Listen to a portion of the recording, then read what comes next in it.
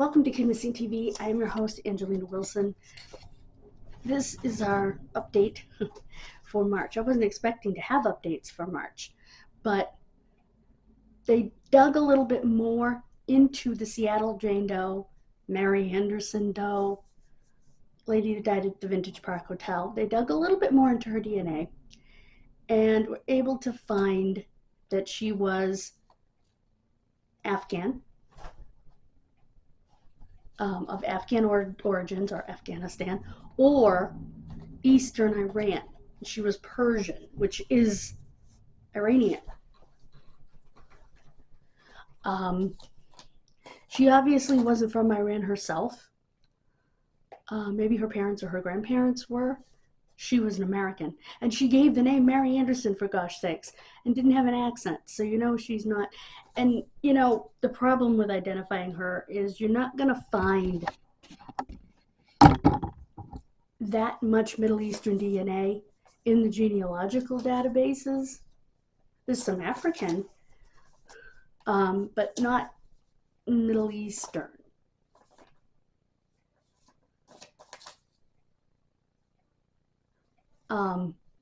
And when they put it in something like CODIS, the only people of Middle Eastern origin in CODIS are bad guys. And they're probably not going to be related to her, you know? I don't think that for a millisecond. So that's the problem that they're running into is, I think, is not enough people of that origin. Like when you have a Native American doe, not enough people of that origin, my back hurts, have taken a test. And post 9/11, I'm sure people of Middle Eastern origin are rushing to take, you know, an Ancestry or 23andMe or MyHeritage test. But, you know, because they get enough issues.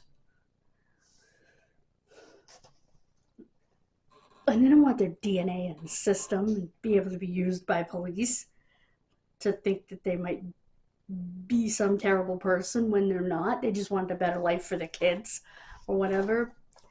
You know, and I think most Middle Eastern people who are here just want a better life for their kids. You know? I mean,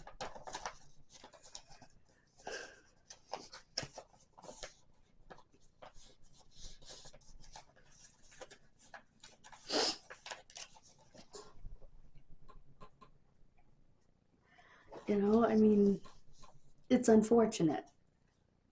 But people, like I said, of those origins don't have their DNA in the databases. So, and I started to make the video and I was talking about the only people in databases are basically criminals. And I didn't specify in the beginning of that I don't think for half a millisecond that she is a criminal or is related to anybody who would do, you know, Lockerbie or put a bomb in the basement of the Trade Center or fly a plane into the Trade Center or whatever. I don't believe that. I think she's an average person.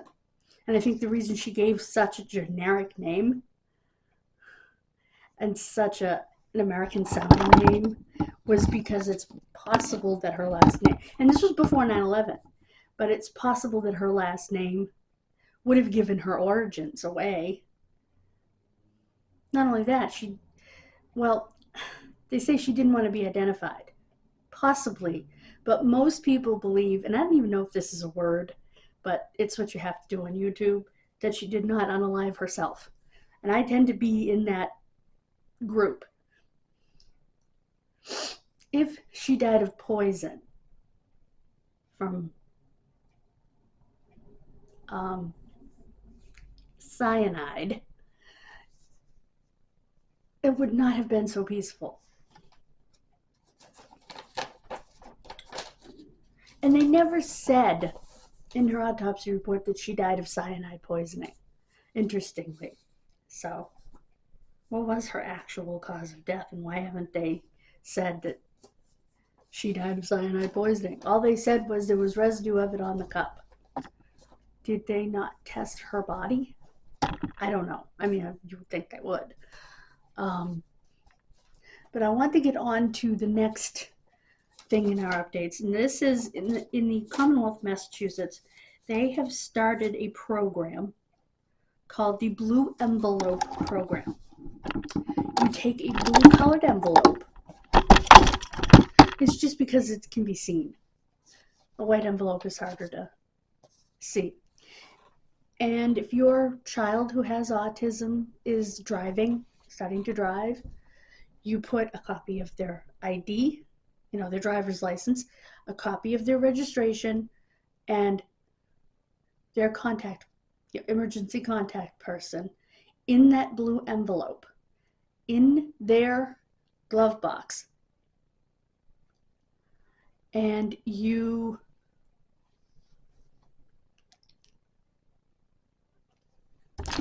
have them give it to police if they get pulled over in a traffic stop, because it can be hard for them to speak. Some don't speak.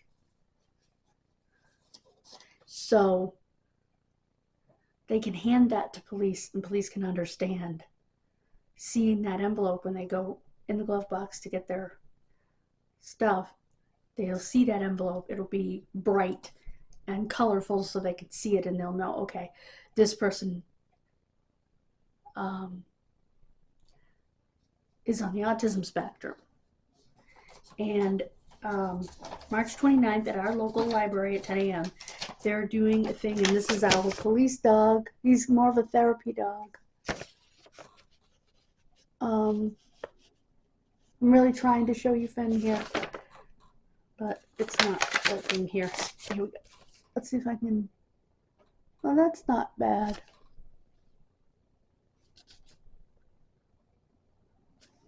Just trying to focus on the background. Right there. There we go. He'll be there, and they're going to explain the program.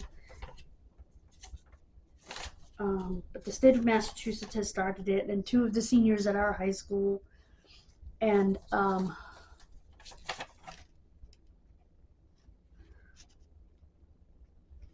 Officer Brett Falone will be there as well with Finn. With Finn. And I felt that it was a safety thing, and I think that if people hear about it, maybe other states and commonwealths will, states, territories, commonwealths will do it.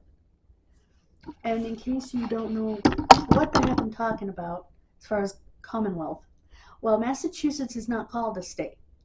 It's called the Commonwealth of Massachusetts. For whatever reason, that's what it is, and it's stuck. There are 4: Massachusetts, Kentucky, Virginia, and Pennsylvania. Rhode Island's a republic, which is really weird, but they go by state.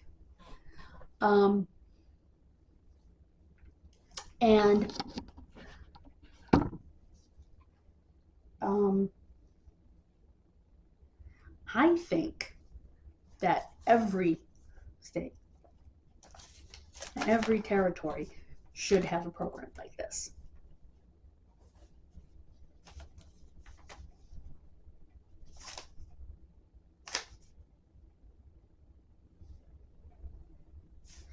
And I took that so that I could tell my cousins about it, because they have autistic kids. I am autistic, although I don't drive. And I have no problem talking, as you well know. But if I got nervous, it'd be nice to have something I could just hand to the police officer. You know what I mean? Because it's harder to communicate when you're nervous. Ooh. Ow.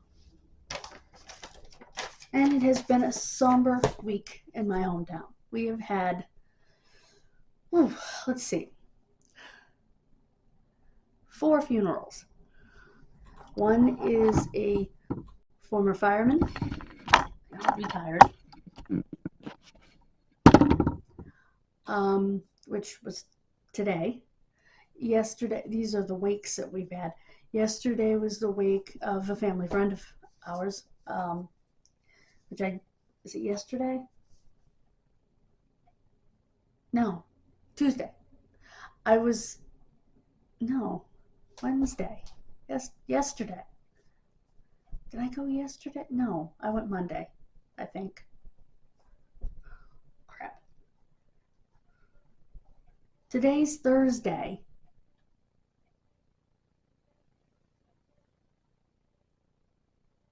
I think it was Tuesday. Yeah, it was Tuesday. Like I said, was my family friend's wake, which I didn't get to go to because I was at the doctor's office. He was a couple weeks shy of 81 years old, same age as my dad. And he was crossing the street at the pharmacy in the neighboring town, was hit by a car, and never recovered. So, pretty awful. Then we had a young man die of a rare blood disease that my cousin was the caregiver for, and he was basically an uncle to her kids. And I actually shared one of his posts that he made just before he died. We had the same doctor, actually. The same, he was treated by oncology.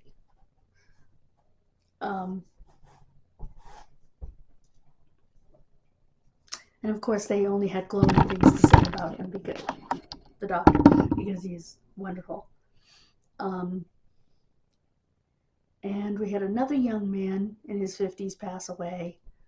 He was in a snowmobiling accident and bled out before help could get to him.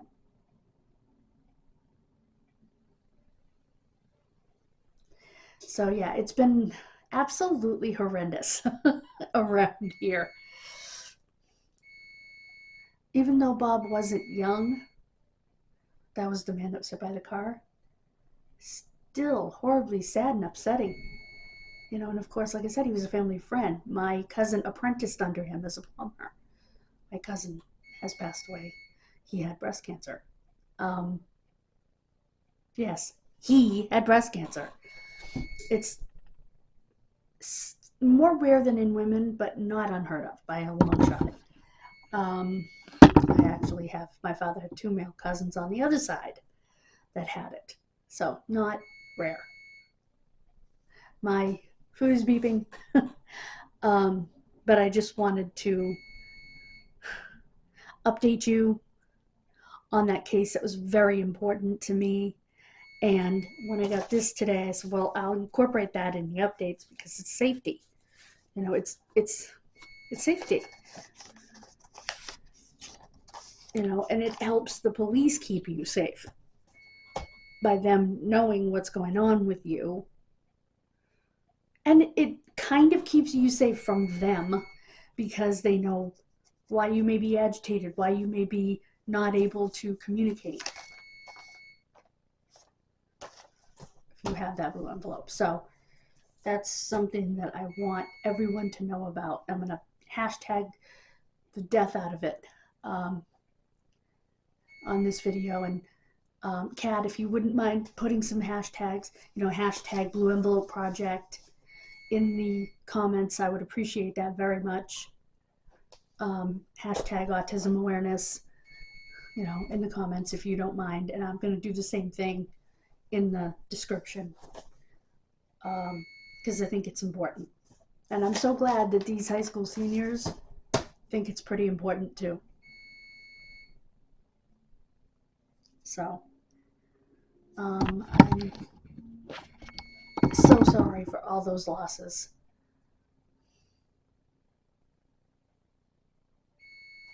So thank you so much.